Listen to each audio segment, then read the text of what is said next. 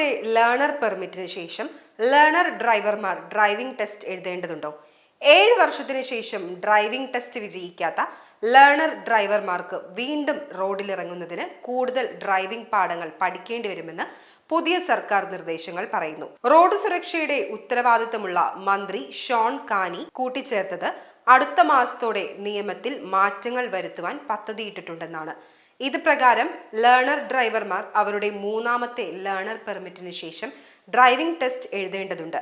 അവർ പരീക്ഷയിൽ പരാജയപ്പെട്ടാൽ അവർക്ക് 3 ലേണർ പെർമിറ്റുകൾ കൂടി നേടാൻ അനുവദിക്കും. എന്നിരുന്നാലും അവർ ആവർത്തിച്ച് പരാജയപ്പെടുകയും 7 വർഷത്തിന് ശേഷം ഒരു പരീക്ഷയിൽ വിജയിക്കാതിരിക്കുകയും ചെയ്താൽ അവരെ ഒരു തുടക്കക്കാരനായി കണക്കാക്കും.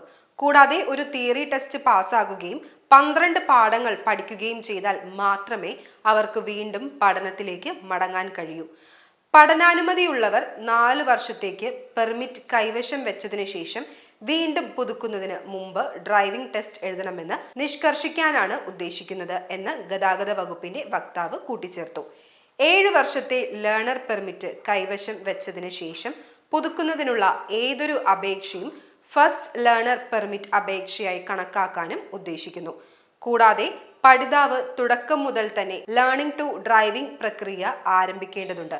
അതായത് തിയറി ടെസ്റ്റ്, ലേണർ പെർമിറ്റ്, 12 ആവശ്യ ഡ്രൈവർ പരിശീലന പാഠം, പ്രായോഗിക പരീക്ഷ.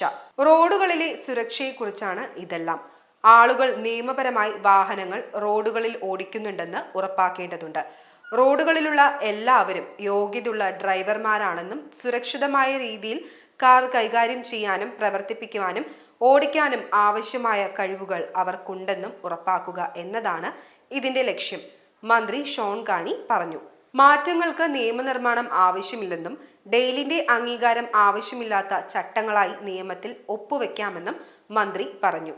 ഈ നിർദ്ദേശം ന്യായമാണെന്ന് കരുതുന്നുണ്ടോ എന്ന ചോദ്യത്തിന് മന്ത്രി പറഞ്ഞത്, നിങ്ങൾ പരീക്ഷ എഴുതുകയും പരാജയപ്പെടുകയും ചെയ്താൽ നിങ്ങൾക്ക് വീണ്ടും 3 ലേണർ പെർമിറ്റുകൾ ലഭിക്കുകയും പരീക്ഷ എഴുതുകയും പരാജയപ്പെടുകയും ചെയ്താൽ നിങ്ങൾ കുറഞ്ഞത് 6 വർഷമായി ഈ യാത്രയിലായിരിക്കും. അപ്പോഴേക്കും ആളുകൾക്ക് പരീക്ഷയിൽ വിജയിക്കാൻ ആവശ്യമായ കഴിവുകൾ ലഭിച്ചിരിക്കുമെന്നാണ്. ആരെങ്കിലും ആവർത്തിച്ചുള്ള പരീക്ഷകളിൽ പരാജയപ്പെട്ടാൽ ഒരുപക്ഷെ അവർ തിരികെ പോയി കൂടുതൽ നിർദ്ദേശങ്ങൾ നേടുകയും വീണ്ടും പരീക്ഷ എഴുതുന്നതിന് മുമ്പ് നന്നായി പഠിക്കുകയും ചെയ്യേണ്ടതുണ്ട് എന്നുകൂടി അദ്ദേഹം പറഞ്ഞു.